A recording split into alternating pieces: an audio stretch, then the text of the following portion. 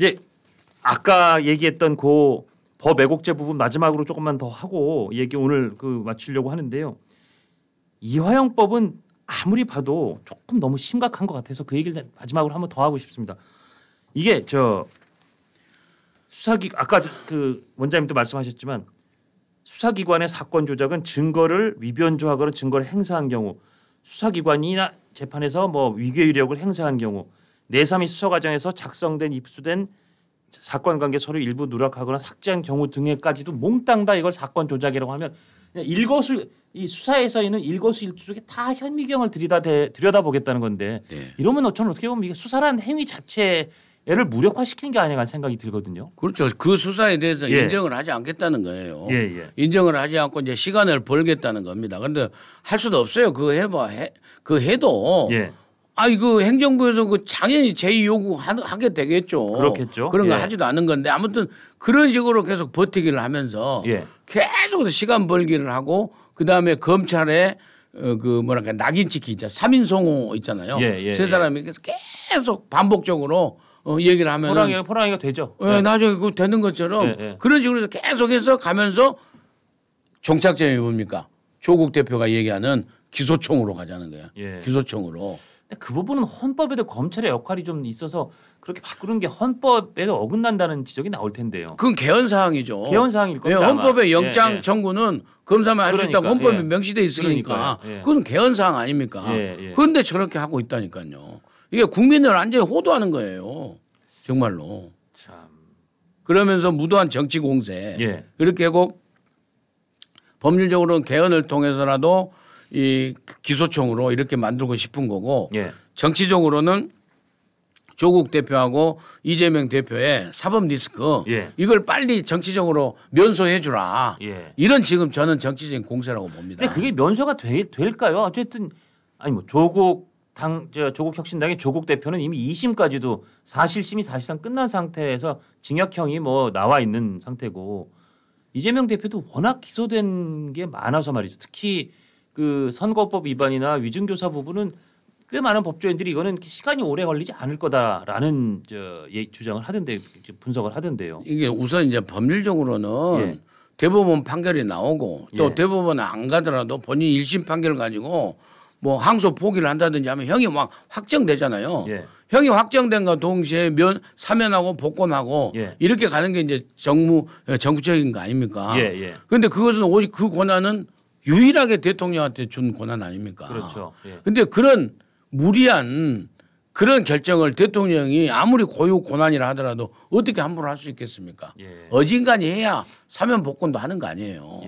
정말 그러면은 그런 무리하게 사면 복권하고 정치적으로 그리고 우리가 이제 야합이라고 표현을 하는데 그렇게 해서 이영수 회담이나 그런 통해서 그렇게 야합으로 가가지고 한 2, 3개월 안에 다 정리하고 이렇게 해서 임기 마치려고 이렇게 하면은요 진짜로 국민 정서에서 탄핵해 버리죠.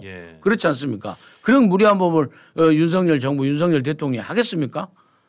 그런데 말이죠. 그러니까 사법 리스크가 워낙 이재명 대표를 둘러싼 사법 리스크가 적지 않다 보니까 대선의 시점을 앞당겨서 일종의 그러니까 종착점을 앞당겨서 이 사법 리스크가 완전히 발현되기 전에 선거를 있게 만들고 싶다는 것처럼 보이는 행동들 많이 하지 않습니까? 그렇죠. 사실은 예전에 탄핵이란 말은 누구도 사실 입에 올리기도 어려웠던 금기어였죠. 허브의 금기어가 지금은 그냥 장사미사가 다 얘기하는 말처럼 돼서 오늘은 무슨 추미애 이번에 국회의장이 될 뻔하셨다 떨어졌던 저희 처음 뵀던 뉴스탐정 첫 회에서 그야말로 큰 화제를 주셨던 우리 추미애 의원이 육행시 챌린지를 하자면서 이게 결국 보니까 육행시라고 했는데 탄핵만 답이다.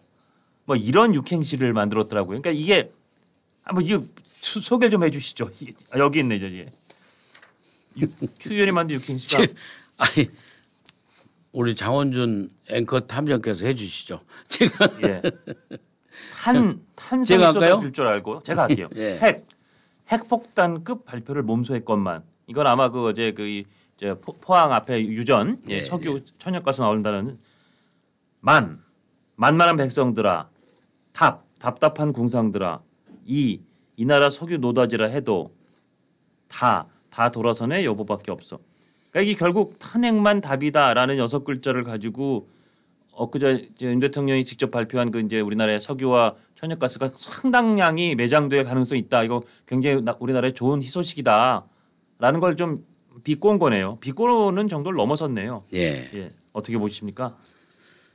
참 이게 여러 가지가 다 들어 있는데요. 예. 결국에 이제 윤석열 대통령에 대한 정치적 예. 탄핵 예. 그리고 실질적으로 탄핵으로 가고 싶어하고 또 소재로는 이제 엊그저께 발표된 석유 천연가스 예. 그것까지도 조롱하는 이런 게 들어 있고 그다음에 또 이제 그 김건희 여사 예. 김건희 여사의 그 특검법을 그 추진하기 위한 그런 명분으로서의 그런 그 내용까지도 다 저는 다 들어 있다고 이렇게 해석이 됩니다. 예.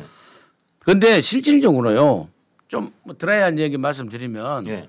탄핵은요 예. 현행법상으로 저 탄핵하고 그다음에 개헌도 마찬가지고 예. 그 완성될 수가 없어요. 사실은 이제 그 전제 조건이 뭐냐면은 실현 가능성이 없다. 실현 가능성이 없는 거죠. 단 정치적 공세고 정치적으로 타협을 하기 위한 정말 저는 공세라고 해석을 하거든요. 왜냐하면요 108명이 예. 108명 중에서 8명 이탈해야 된다고 그러는데 우선 탄핵은요. 예. 그 8명 이탈할 리가 없죠. 예. 왜냐하면 박근혜 대통령에 대한 학습 효과가 있기 때문에 예. 안 되고요. 그다음에 예를 들어 이탈해서 국회에서 탄핵 소추안이 의결됐다 칩시다. 예. 3분의 1로 예. 헌법재판소로 가잖아요. 예.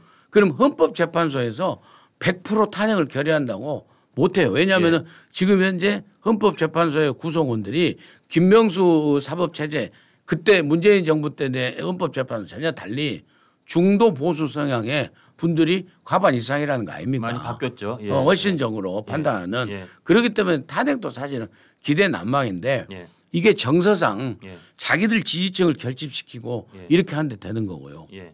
그다음에 개헌도 또 안 돼요. 개헌은 대통령이 발의하거나 예. 그다음에 그 가반 발의해가지고 이제 국회를 통과하는데 국회도 그 3분의 2를 넘어야 통과하죠. 예. 개헌도. 그래서 통과했다 칩시다면 그 탄핵 안에는 윤석열 대통령의 임기를 그 개헌 안에는 윤석열 대통령의 그 임기를 중단시키는 그 부수 조항이 들어있지 않습니까? 예. 그런데 그걸 갖다가 이제 국민투표로 가야 돼요. 예. 이제 먼저 저는 이 국회 단계에서 이 임기 단축 때문에 이 여당 국회의원들이 이탈할 리가 없다고 봅니다. 아, 이탈할 리가 없다. 예, 이탈할 리가 없다고 봅니다. 그래서 통과되잖아요. 통과되면은 국민투표로 또 가야 되잖아요. 국민투표에서 과연 이거 될 수 있을까요? 우리 국민들이 야 아무리 윤석열 대통령이 잘못하고 뭐 그렇다 하더라도 윤석열 대통령을 내 손으로 그 저기 뭐냐 끌어내려? 이건 굉장히 또 거부감이 있어요. 아, 그 또 그 상황이 되면 그 상황이 정서가 또 다를 수 있단 말씀이죠. 네, 그 조항 때문에 임기 단축 조항 때문에. 근데 그거는 저도 이제 이것도 뭐 제 본의가 아니라 일종의 논쟁을 위해서 일종의 데블스 애드보킷이라는 차원에서 얘기를 하면 그거를 명분을 그렇게 그럴듯하게 한다는 거 아닙니까? 이게 지금 매번 대통령 임기는 5년의 단임이라 책임 정치도 안 되고 5년의 대통령 임기와 4년의 국회의원 임기가 계속 맞물리는 게 선이 다르다 보니까 매번 대통령 임기 때마다 이게 중간 선거가 하는 시점도 다르고 언제 공천권을 행사하느냐에 따라서 이게 전국이 굉장히 흔들리니 아예 이참에 4년 중임제로 딱 맞춰서 2년 2년으로 악위를 맞춰 놓으면 미국처럼 이렇게 중간 선거가 당연히 자연스럽게 이제 뭐 정권에 대한 어떻게 뭐 심판도 되고 아니면 정권에 대한 뭐 지지도 되고 그리고 대통령도 4년 중임으로 하면 예를 들어서 뭐 책임 정치를 더 구현시킵시다. 이 명분 이렇게 하면 또 일견 그럴듯해 보일 수도 있잖아요. 노무현 전 대통령이 그렇게 하자겠죠. 임기 맞추기 개헌하자. 총선하고 대선하고 이 중간선거에서 임기 맞추기 개헌하자. 그렇게 했지 않습니까? 그때 이제 그 4년 중임제 얘기는 안 나왔는데 시기 맞추자는 얘기는 나왔고 그다음에 또 이제 4년 중임제 얘기는 방금 말씀하신 그 명분이 그대로 논리 정연하게 맞아요. 그런데 반대분들은 또 지금 우리 상황을 비춰봐서 정치학자분들은 뭐라고 하는지 아세요? 그러면 또 4년 대통령이 돼가지고 한 번 더 하려고 정책이 완전히 포퓰리즘으로 가고 그다음에 무책임하게 가고 완전히 인기 위주로 가면서 또 선거 이렇게 해서 계속 선거가 대통령 선거가 너무 자주 있어가지고 더 혼란이 올 수도 있다. 차라리 그나마 5년 단임제가 더 낫다. 뭐 이런 주장을 한다 이거죠. 그런 논리로 또 이렇게 한단 말이에요. 그러니까 이런 것을 개헌 문제를 이것만 가지고는 도저히 안 돼요. 예. 사실 제가 생각할 때는 뭐 저는 뭐 전문가는 아니지만은 진짜 우리 국가 미래를 생각하면요. 예. 통일헌법을 준비해야 되고 예. 그다음에 시대가 바뀐 만큼 예. 그걸 또 준비해야 돼요. 예. 그러니까는 그 우리의 인권 문제라든지 이런 게 훨씬 더 21세기, 22세기에 적용될 수 있는 그런 헌법으로 또 바꿔야 되고요. 예. 예. 그리고 무엇보다 저는 중요한 건요. 그 통일헌법, 통일 시대를 대비하는 예. 그런 헌법 개정. 하다못해 박정희 대통령이요. 예. 이 국회의사당을 지금 여기 서울시의회에 있는 여기 국회의사당이었잖아요. 원래 여기가 서울시 국회의사당이었죠. 국회의사당이었잖아요. 예. 그때 4.19 때 여기 국회의사당 앞에 와서 했지 않습니까? 그렇죠. 예. 그 옆에 조선일보 있어 같이 전부 다 막 했고 예. 했지 않습니까? 근데 그 국회의사당을 여의도 국회의사당으로 옮겼잖아요. 그렇죠. 여의도 국회의사당이 지금 예산결산하는 예산결산이 따로 있지 않습니까? 예. 그게요 통일 시대를 대비해서 상하 양원제를 하려고 그렇죠. 원래 그렇게 만들어 놓은 거 아닙니까? 그 공간이라 그러더라고요. 그러니까 그런 고민도 할 수 있는 그런 개헌으로 가야 된다는 게 제 생각입니다. 예. 예. 그렇지 이렇게 정략적으로 예. 그거 가면 안 되겠습니다. 그리고 개헌하는데 거기서 검사 영장 청구 조항을 삭제하는 그 개헌이 국민들이 받아들이겠습니까? 예.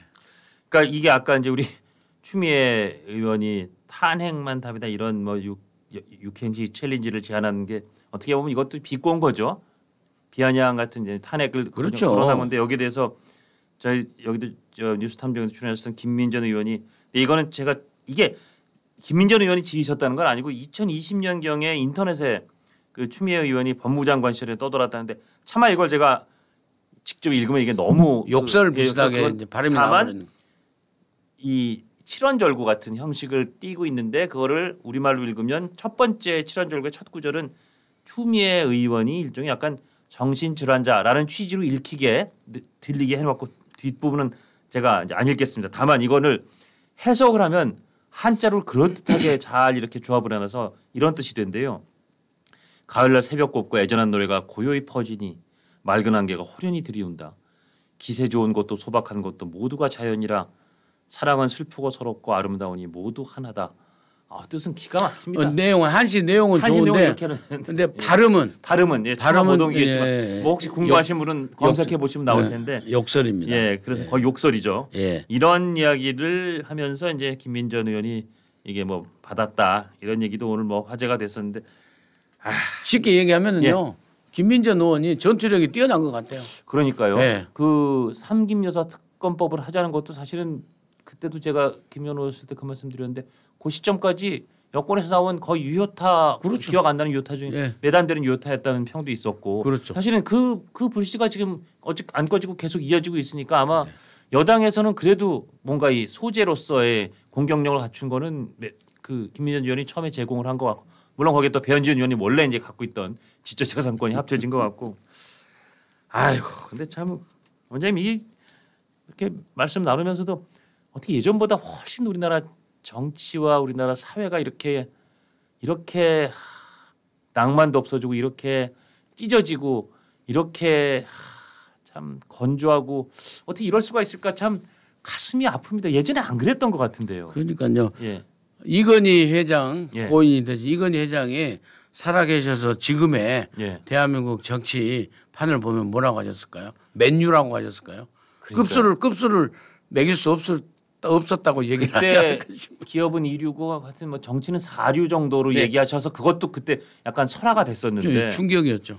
지금을 솔직한 심정으로 이건희 회장이 살아서 보셨다면 한 7, 8류까지 떨어지지 않았을까 싶어요. 진짜. 어떻게 이렇게까지 할 수 있는지. 글쎄요. 그러니까 그 무기력한 여당 그리고 아직도 그 웰빙의 때를 벗지 못한 여권 세력들에 대한 그 우려와 비판은 별개로 이재명 대표의 이 그 힘자랑 이 사법 질서 사법 방해가 아니라요. 사법 질서 그다음에 더 나아가서 법률 체계 체계까지도 다 흔들어 버리고 부정하는 그러니까 축구 선수가 심판한테 옐로 카드, 레드 카드 주겠다는 거 아닙니까? 그거는 그럼 축구 경기가 안 되는 거죠. 그럼 심판이 뭐 어떻게 제대로 판정을 하겠습니까? 심판한테 옐로 카드. 그러니까요. 그럼 심판 어떻게 해야 됩니까? 그러니까 퇴장해야 돼요? 그럼 심판 그다음부터는 함부로 휩쓸을 못 부는 거죠. 그렇죠. 휩쓸 불었다가 자기가 옐로 카드 받을 수 있는데, 그러니까 비유하자면 그렇다는 건데 그런 상황까지도 예전엔 이렇게 최소한의 금도라 그래서 지키는 선이 있었는데 지금은 언제부턴가 그런 금도의 선이 이게 꼭 어느 특정 세력을 비판하는 게 아니라 뭐 누구의 잘못인 걸 떠나서 그렇게 금도가 어느덧 다 사라져버린 이 현실이 참 안타깝다는 말씀을 안 드릴 수가 그리고 없습니다. 그리고 정말로 그 민주주의의 위기라고 봐요. 예, 민주주의의 위기. 민주주의의 위기다. 예. 그러니까 우리가 지난 시간에도 말씀 나눴지 않습니까?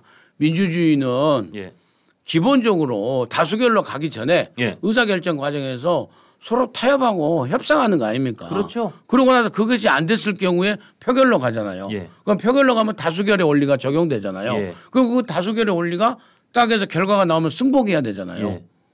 이게 무너지니까 안 되는 거죠. 그리고 민주주의 정치 체제를 움직이는 것은 이제 상권 분립 아닙니까? 정치 체제 제도에 있어서는 이 상권 분립도 전부 다 무너뜨리고 그러니까 민주주의 원리와 그 민주주의 제도의 상권 분립 제도를 다 부정하고 무너뜨리고 거기가 좀 금이 가는 소리가 들리는 것 같아서 이렇게 돼 있습니다. 예.